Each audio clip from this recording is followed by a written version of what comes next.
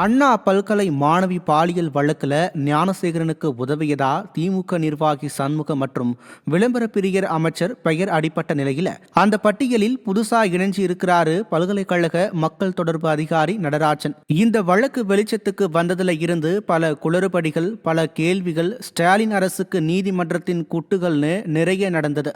ஞானசேகரனுக்கு தண்டனை கிடைச்சிருந்தாலும் யார் அந்த சார் என்ற கேள்வி இன்னும் அப்படியே தான் இருக்கு. சொல்லப்போனா சார் போய் அந்த சார்கள் யார், சாரை காப்பாற்ற துடிக்கும் சார்கள் யார் என்ற சந்தேகம் பலமாய் எழுந்திருக்கு. ஞானசேகர் மட்டுமே குற்றவாளின்னு முடிவு பண்ணி ஸ்டாலின் அரசு வழக்க முடிச்சிருக்கிறதா பாதிக்கப்பட்ட பெண் தரப்புல இருந்து சொல்லப்படுது. முதல் முறை காவல் நிலையத்துல ஞானசேகரை காப்பாத்தினது திமுக நிர்வாகி சண்முகம்னோ அவர் மாசுவுக்கு வலதுகரம்னு பலரும் சொல்றாங்க. குற்றம் நடந்த அன்னைக்கு ஞானசேகரன் போன் பேசின விவரங்களும் வெளியாகி இருக்கு. இது இப்படி இருக்கும்போது இப்போ புதுசா ஒரு சாரோட பேசு சிக்கி இருக்கு.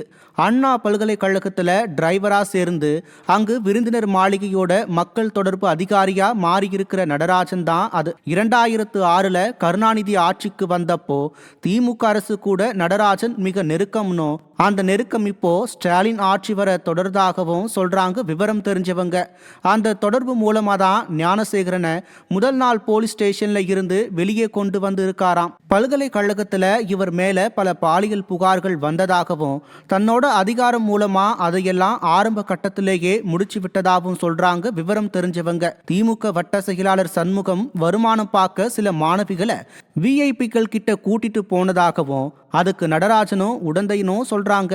அப்படி பார்க்கும்போது இன்னும் பல மாணவிகள் இவங்களால பாதிக்கப்பட்டு இருக்கலாம்ன்ற சந்தேகம் வலுத்திருக்கு. ஆக சார்கள் வட்டம் பெருசாகிட்டே போகுது. இந்த வழக்குல நல்லா விசாரிச்சா இன்னும் பல சார்களும் சார்களை காப்பாற்ற துடிக்கிற சூப்பர் சாரும் சிக்குவாங்க. அது ஆட்சி மாற்றம் வந்தால் மட்டுமே சாத்தியம்னு சொல்றாங்க அரசியல் தெரிஞ்சவங்க.